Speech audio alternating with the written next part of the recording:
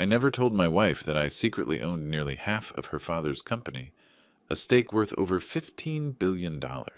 For 23 years, she only knew me as an ordinary consultant with an old car and a small apartment. Then one Tuesday, she invited me to dinner with her parents. I accepted, curious to see how they would treat someone they believed was insignificant. The smiles were polite. The questions were sharp. And then in the middle of the meal, her father slid a leather envelope across the table. That was the moment I realized this dinner had never truly been about family. Before I tell you what happened next, drop a comment below and let me know where are you watching this from and what time is it there right now. I'm curious how far this story is traveling. The text message arrived on a Tuesday morning and I knew exactly what it meant. I was 53 years old. I'd been married to Margot for 23 years, and in that time I'd learned to read the temperature of her silence. This particular silence, the kind that came with her staring at her phone while her coffee went cold, meant her parents were planning something. "Let me guess," I said from across our kitchen table in Cambridge. "Your mother."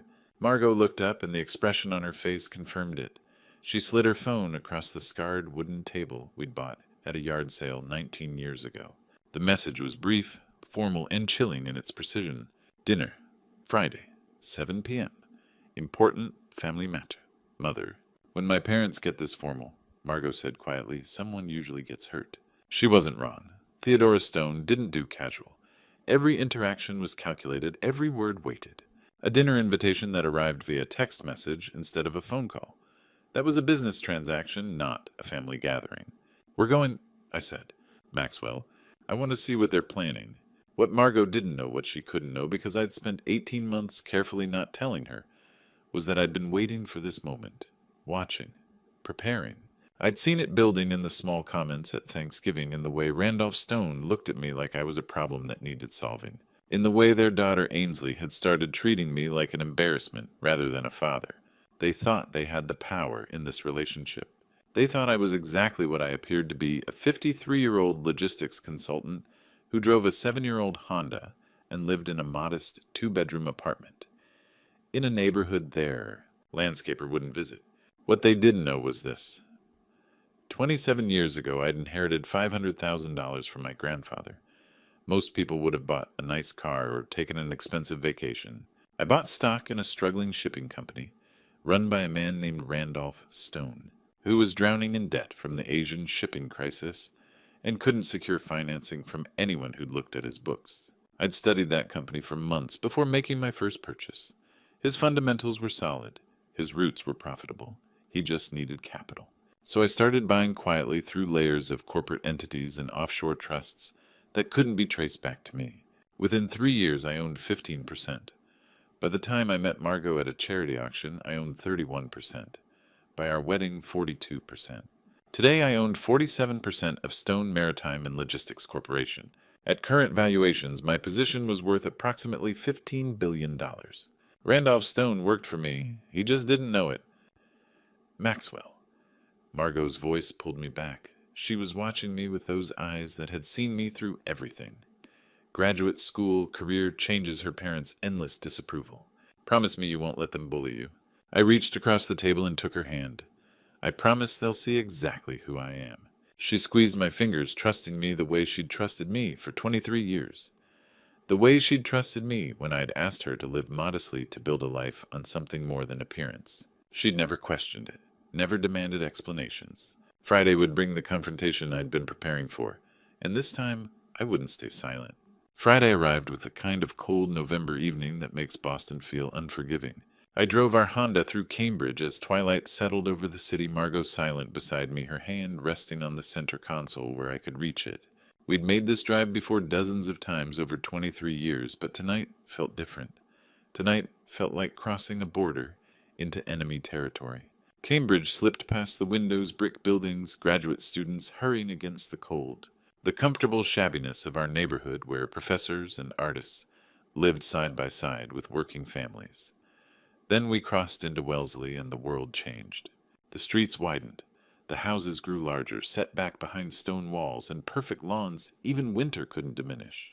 This was old money, the kind that didn't need to announce itself because everyone already knew it was there. The kind that looked at my 7-year-old Honda and saw failure instead of choice. Margot's hand tightened on mine as I turned onto her parents' street. The stone estate sat on 3 acres that probably cost more than most people made in a lifetime. Even in the fading light, it looked more like a museum than a home.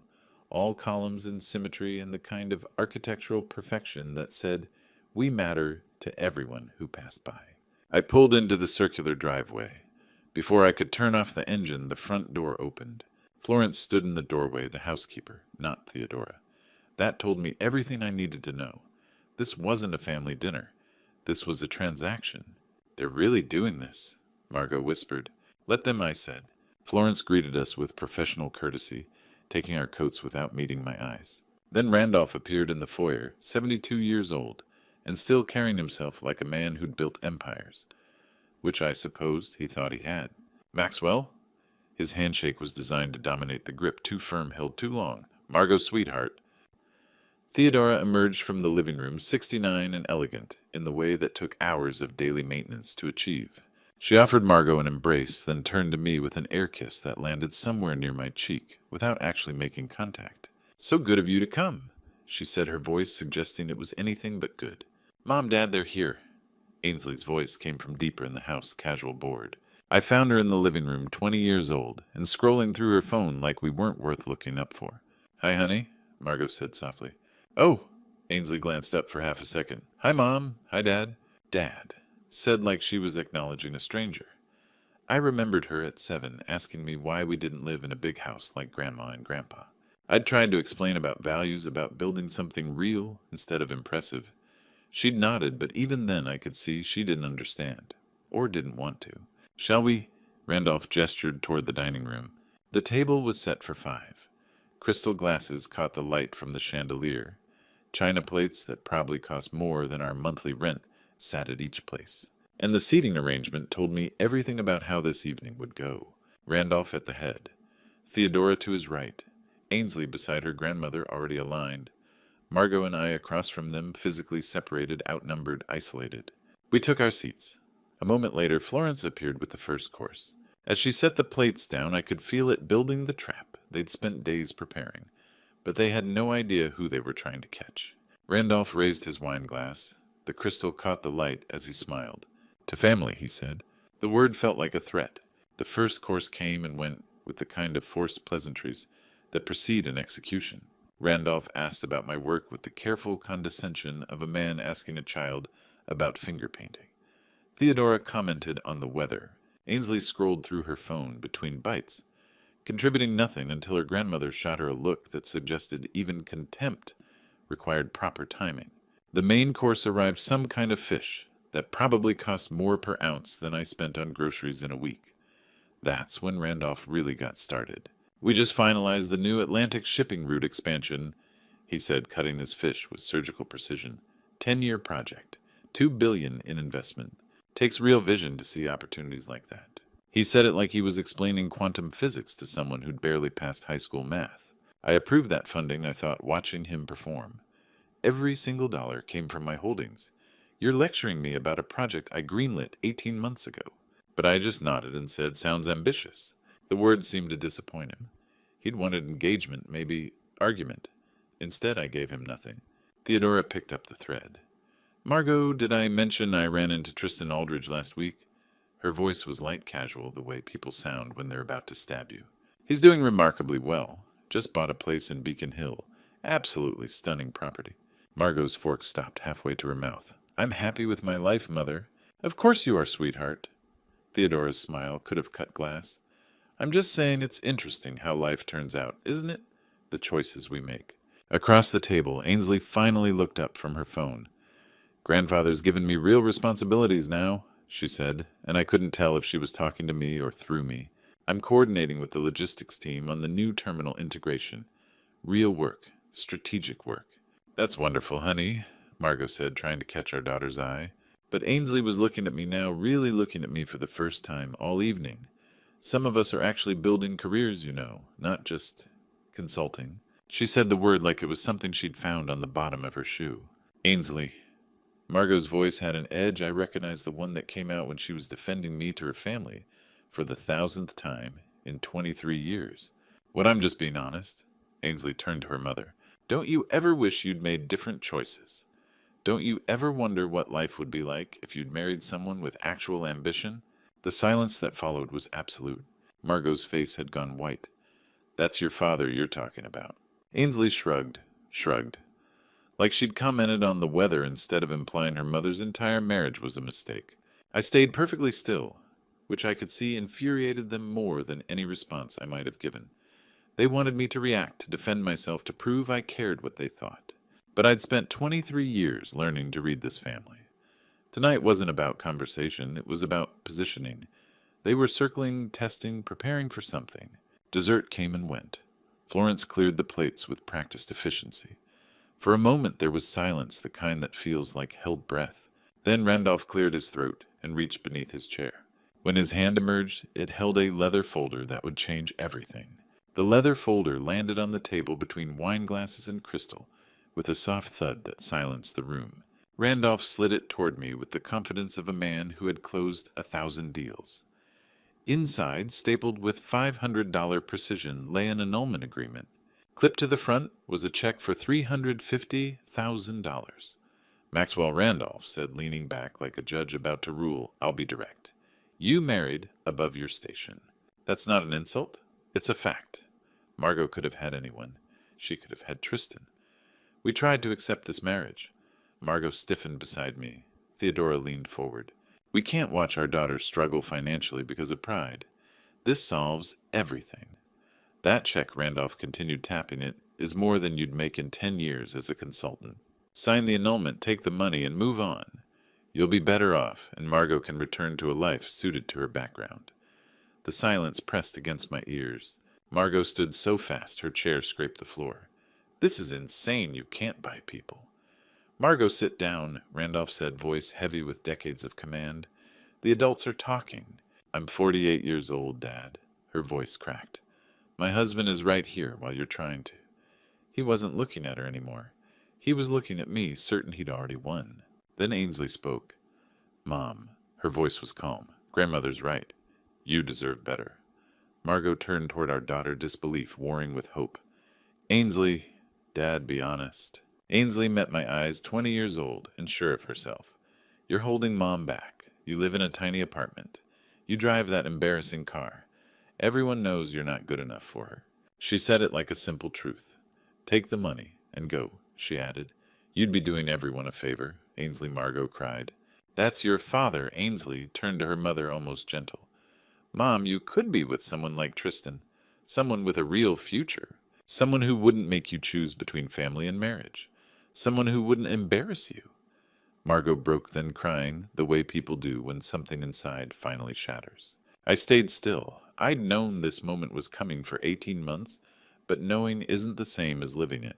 Watching my daughter measure my worth and discard me hurt more than anything her parents said. I had loved Margot without conditions through lean years and quiet victories, believing respect grew from patience. I'd swallowed every slight from her parents, every smile that weighed my income before my character. I thought time would soften them. I thought my daughter saw more. In that moment I understood how neatly money edits a story, how easily comfort masquerades as wisdom.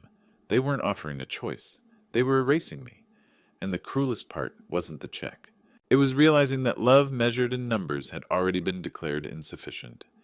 It felt final, irreversible, like a verdict delivered long before I ever entered the room, and no appeal could change what they believed about me then. I picked up the check and examined it, letting them believe I was tempted. "That's generous," I said quietly. Randolph smiled. I set the check down and took out my phone. Before I respond, I said I need to make a quick call. Randolph frowned. "What does your attorney have to do with this?" I looked at him carefully. "Everything I said." I dialed Desmond Garrett, the attorney who had managed my interests for 27 years, and put the phone on speaker.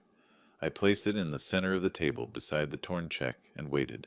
"Maxwell," Desmond said calmly, "I've been expecting your call." "Desmond, I'm having dinner with the Stone family.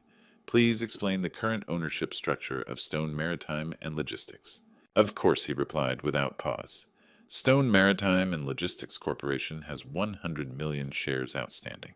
The largest shareholder is Brennan Holdings, LLC, which owns 47 million shares, or 47% of the company. Randolph frowned. What is this supposed to Desmond continued, unfazed. The second largest shareholder is Randolph Stone, personally holding 18 million shares, or 18%.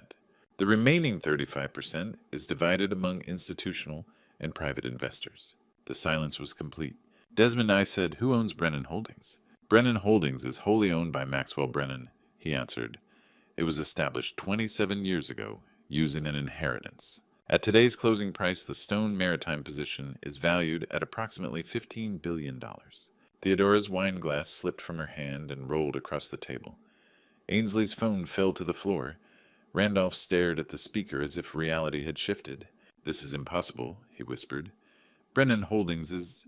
I thought it was an institutional investor, I said. You never asked because the money always arrived when you needed it. I stood and walked around the table until I faced him. 27 years ago, your company was collapsing. The Asian shipping crisis destroyed you. No bank would finance you. He tried to speak and failed. I was 26. I'd inherited $500,000 from my grandfather. I studied your business for months. Your fundamentals were strong. You just needed capital. My voice stayed level. So I bought in quietly through entities you couldn't trace. Within 3 years, I owned 15%. When I met Margot, 31. By our wedding, 42. Today, 47. Every expansion you credit to your leadership, the Atlantic routes, port modernization, the logistics software that saved you in 2015, was funded with my capital. I let the words settle. You work for me, Randolph. You just didn't know it. Then I turned to Ainsley. She sat frozen, face-pale tears gathering. Ainsley, I said gently, I wanted to know whether my daughter valued character or wealth. Whether you loved me for who I am or for what you believed I lacked. Tonight I have my answer. Your position at Stone Maritime is terminated effective immediately. Perhaps it's time you learned what a real career requires. Dad, she whispered, I didn't know. Would it have mattered? It wouldn't have. I lifted the torn check so they could see it. I never wanted your money, Randolph. I wanted family. I wanted to love your daughter without caring about status or inheritance. But you only saw someone you believed was beneath you. I dropped the check pieces onto the table. I've called an emergency board meeting for Monday. The agenda is simple: a vote on the CEO. You'll be removed and professional management will be installed. This is my company, Randolph shouted. I built it. No, I said quietly. You drove it to the edge of bankruptcy. I saved it. While you sat here trying to buy me away from your daughter. I turned to Margot, still shaking, tears falling freely, and held out my hand. She took it without hesitation. We have a long drive ahead, I said softly. Behind us, the Stone family sat amid the ruins of everything they believed, and for the first time in 23 years, they finally saw me, clearly. The drive back to Cambridge was only 10 miles, yet it felt like crossing between two different worlds. We walked to the car in silence, the Stone estate glowing behind us like something unreal, part dream, part nightmare. Margot's hand trembled in mine, and I held it tightly as if she were the only solid thing left. The first 10 minutes passed without words. I drove through Wellesley's flawless streets, then onto the highway, while Margot watched the blurred city lights slip past the window. Finally, she spoke softly. How long have you been planning this? I wasn't planning revenge, I said, eyes fixed on the road. Looking at her felt too difficult. I invested in the company years before I met you. It was just a good decision. But you let them treat you like that, she said, voice breaking. For 23 years. For 18 months, I tested them deliberately. Before that, I searched for words. I hoped they'd accept me for who I was not, for what I had. You could have told me, she said, turning toward me. Any time. Would you have believed I married you only for you? I asked. Not for your family or access to power. She was quiet for a long moment. I don't know, she admitted. Maybe not at first. I needed you to know I chose you when there was nothing to gain. That I stayed when logic said I shouldn't. Silence returned, and Ainsley, her voice cracked. You let our daughter think. I let your parents poison her against me, I said. I thought patience would teach her real values. I was wrong. Tears came then from both of us. I pulled over because the road disappeared behind the blur. What happens now, she asked, once we could breathe again. The company will survive. Randolph may be offered a consulting role, but the control is gone. He'll adapt or walk away. And us? I finally turned to face her. That's your choice. She reached for my hand. I choose you. I always have. The man who shared that apartment with me for 23 years, that's who I love. Not the billionaire. The man who made coffee every morning and listened without judgment. 20 minutes later, we pulled into our Cambridge lot. After the estate, the building looked small, ordinary, perfect. Inside our apartment, surrounded by 2 decades of shared life, she asked, "What about the money?" "Your foundation," I said. "We'll grow it. And this place, we're keeping it. I don't need a mansion." Monday would bring consequences. But that night in our quiet Cambridge home, we were richer than the Stones had ever been, because we still had each other, honesty, and the life we had chosen together, despite everything. Monday morning arrived with gray skies and the weight of consequences. The boardroom at Stone Maritime's headquarters was all glass and steel, a space designed to intimidate. But at 9 a.m. that morning, as I took my seat at the head of the conference table, the seat Randolph had occupied for 40 years, I felt only a quiet certainty about what needed to happen. The emergency meeting lasted 11 minutes. The agenda was simple, a vote on the current CEO's position. The business case was clear, a major shareholder exercising his right to restructure management. There was minimal discussion. These were professionals who understood that personal feelings had no place in fiduciary duty. The vote was 78% in favor of removal. Randolph sat at the far end of the table, diminished in a way that had nothing to do with physical space. He said nothing, didn't defend himself, didn't argue, didn't even meet anyone's eyes. When the vote concluded and the interim management team was announced, he simply stood and walked out. I didn't feel victorious. I felt tired. Over the next 2 days, my phone collected 12 voicemails from Ainsley. I didn't listen to them. Margot's phone lit up with texts. "Mom, please, I didn't understand. I'm sorry. Please talk to me." She didn't respond. Not yet. By Tuesday evening, Ainsley had apparently realized that without the Stone Maritime connection on her resume, no one was returning her calls. The job market, it seemed, had a way of teaching lessons that 20 years of privilege had obscured. Theodora called Margot 17 times between Monday and Wednesday. Wednesday morning, Margot finally answered. "Please." Theodora's voice came through broken nothing like the cold society matriarch who'd suggested buying me off. "Let me explain. Let us make this right." "I need time, Mother," Margot said quietly and hung up. That afternoon, a courier arrived at our apartment. The envelope was addressed in careful handwriting. Theodora's I recognized from years of formal invitations we'd received and rarely attended. Inside was a letter, 2 pages handwritten on cream stationery. "Margot, I don't expect you to forgive us. What we did was unforgivable. But I need you to know we thought we were protecting you. We were wrong, so terribly, horribly wrong. Your father is devastated. Not about the company, though. That hurts. About losing you. About discovering that the son-in-law he dismissed is the man who saved everything he built. Please, when you're ready, can we talk? I promise. No more envelopes, no more checks.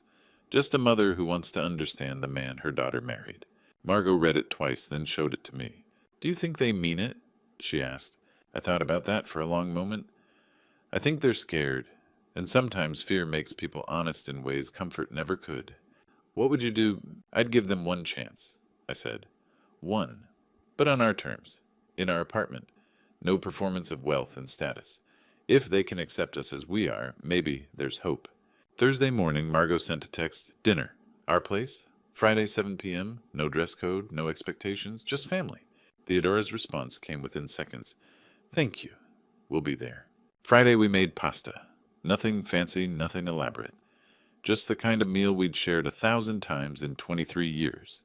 No crystal glasses, no china plates, no performance at all. When the doorbell rang at 7 p.m., exactly 1 week after the dinner that had changed everything, I took Margot's hand, and we answered it together. They stood in our doorway looking smaller somehow, as if the week just past had diminished them in ways wealth could never compensate for. Randolph wore jeans and a navy sweater, no tie, no tailored suit, no armor of executive authority. Theodora had chosen simple black slacks and a cream blouse, her only jewelry a wedding ring I'd seen for 23 years, but never really noticed before. No pearls, no diamonds, no performance at all. "Thank you for having us," Randolph said quietly. His voice carried none of the commanding certainty I'd heard across boardroom tables and dinner conversations for over 2 decades.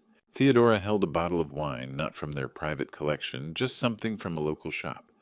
Her hands trembled slightly as she offered it to Margot. "Come in," Margot said, stepping back. Our Cambridge apartment had never been designed to impress. 800 square feet of comfortable lived-in space with bookshelves lining the walls and photographs documenting 23 years of genuine moments. The living room opened directly into the kitchen. No separate dining room, no staff quarters, no marble or crystal anywhere in sight. Theodora's eyes traveled the space slowly. I watched her take in the worn sofa where Margot and I had spent countless evenings, the small table where we'd shared thousands of meals, the simple artwork we'd chosen together. "This place is lovely," she said finally, and for the first time since I'd known her, her voice held no judgment. "It feels like home." Margot had made pasta nothing elaborate, just the marinara recipe her grandmother had taught her years before I'd ever met her. The scent of garlic and basil filled the small apartment as we sat at the kitchen table, 4 people in a space designed for intimacy rather than performance. "Smells wonderful," Randolph said as Margot served. We ate in awkward silence for several minutes. Then Randolph set down his fork. "Maxwell," he began, his voice careful, "I owe you an apology. Several apologies, actually." I waited. "Every dinner where I made you feel small. Every comment about your work, your car, your background. Every time I suggested you weren't enough." He paused, his jaw working. "And that check. Treating you like you were worth exactly $350,000. And not a penny more, when the truth is you're the man who saved my company and loves my daughter with an integrity I failed to recognize." He turned to Margot, and I saw moisture gathering in his eyes. "Margot, I'm sorry I couldn't see what you saw in Maxwell. I'm sorry I valued social position over your happiness. You found a man who loves you for exactly who you are. That's what every father should want. I almost destroyed it because of my own pride." Theodora reached for Margot's hand, tears spilling freely now. "I spent my whole life preparing you for a certain kind of marriage," she said. "When you chose differently, I felt like you were rejecting everything I'd taught you. But you weren't rejecting anything," she continued. "You were choosing something real over something hollow. And Ainsley," Theodora's voice broke, "we poisoned her mind against you both. That's on us." I set down my own fork, meeting Randolph's eyes across the small table. "I accept your apologies," I said quietly. "But accepting doesn't mean forgetting. If we're going to rebuild this, it has to be real. No more judgments based on appearances. No more poison about who deserves whom. And Ainsley, she's 20 years old. She can learn. But she needs to apologize herself when she's ready." Margot squeezed Theodora's hand. "I want my parents back," she said softly. "But I need you to see us. Really see us. Maxwell in jeans is still the man who owns $15 billion. That's the lesson." Randolph nodded slowly. "Could I take you to lunch sometime, Maxwell? Just the 2 of us. Start again." "Lunch sounds good," I replied. "Ainsley sent a letter," Theodora offered carefully. "But she's not ready to face you yet." "When she is," I said, "we'll be here." It wasn't forgiveness yet. Forgiveness would take time. But it was a beginning. And sometimes a beginning is enough. 3 months can reshape a family, a company, and a quiet understanding of what wealth truly means. By February, Stone Maritime stock had climbed 35%. Under professional management led by a CEO I chose not for pedigree, but for proven competence. The company I saved 27 years earlier was finally thriving exactly as I had always believed it could. Randolph now worked only 2 days a week, advising on legacy accounts and institutional relationships. Mostly, though, he listened. He listened to younger executives with sharper tools and to logistics specialists who understood modern supply chains better than he ever had. He sold the Mercedes-bought a Toyota Camry and somehow seemed lighter because of it. The Brennan Family Foundation launched in January with a $75 million endowment. Margot became its director, no longer volunteering for someone else's vision, but building her own. Scholarships for students who wanted business degrees but lacked money. Housing assistance. Job training for people society had already dismissed. "The kids nobody expects to succeed," she said while drafting the mission statement. "Those are the ones who will change everything." Every 2 weeks, Randolph and Theodora came to our apartment for dinner. Sometimes they cooked. Theodora discovered she enjoyed it when no staff watched and no performance was required. They asked about books, not deals. Theodora volunteered 15 hours a week at the foundation using her social connections for something that actually mattered. 6 weeks ago, a letter arrived written in Ainsley's careful, uncertain handwriting. "Dad, I'm finally learning what you tried to teach me. I'm sorry it took 20 years and losing everything to understand. She had taken an entry-level marketing job at a small tech startup. Nothing glamorous, nothing inherited. She rented a modest apartment in Somerville, paid her own bills, and rode the T to work like everyone else. She met Margot for coffee twice, but she still wasn't ready to see me. She's getting there, Margot told me. 20 years of poisoning takes time to wash away, I said. I can wait. Tonight, after another Friday dinner, after Randolph and Theodora left, with real smiles, and promises to return, Margot and I stood on our small balcony overlooking Cambridge. The city lights shimmered below us, countless lives unfolding in apartments, much like our own. Do you ever regret letting them humiliate you for so long? She asked. Never, I said, pulling her closer. Because now I know. Your parents love you more than their pride. You chose me for who I am, and I don't need permission to be myself. Who are you, Maxwell Brennan? I smiled. I'm a 53-year-old logistics consultant. I'm a billionaire investor. I'm your husband. And I'm the man who proved the most powerful people in any room are usually the ones nobody notices. She kissed me as the city glowed below. Somewhere Randolph was relearning his own company from the ground up. Somewhere Theodora planned her next volunteer shift. Somewhere Ainsley worked late, building something real with her own hands. Here in the modest apartment we chose on purpose, we were rich in the only ways that matter. That envelope did not change everything. The check did not. What mattered was the moment people revealed who they truly were and what you chose to do with that truth. I chose love. I chose honesty. I chose to prove that being underestimated can be the greatest advantage of all. When nobody expects you to win, victory tastes sweeter. My name is Maxwell Brennan. This is proof that character matters more than money, love matters more than status, and the greatest victories are the ones nobody saw coming. Stay humble, know your worth, and never let anyone make you feel small, simply because they cannot see how powerful you truly are. Looking back at my story, I realized God gave me 23 years to prepare for one 15-minute moment. Some people call me patient. I call it faith, that the God who sees everything would reveal truth in his perfect timing. Don't wait as long as I did to show your worth. God doesn't call us to hide our light under a bushel forever. I let my family suffer 18 months of humiliation when one honest conversation could have prevented it. That was my mistake. Here's what I learned. God gave you talents not to prove yourself to others, but to serve his purpose. I thought I was teaching Randolph and Theodora a lesson. The truth God was teaching me about pride, forgiveness, and that revenge belongs to him alone. If you're in my situation, underestimated, disrespected, carrying a secret that could change everything, ask yourself, am I waiting for God's timing, or am I feeding my own ego? This true story taught me that Grandpa's stories about honor and patience are beautiful, but true story, wisdom also says, protect your family first. And this true story proves that when God orchestrates justice, it's always more perfect than anything we could engineer ourselves. Grandpa's stories from my own father-in-law now include how God humbled him through the son-in-law he despised. Grandpa's stories he tells Ainsley now focus on character, not wealth. These Grandpa stories became our family's redemption. Don't hide who you are to prove a point. Serve God.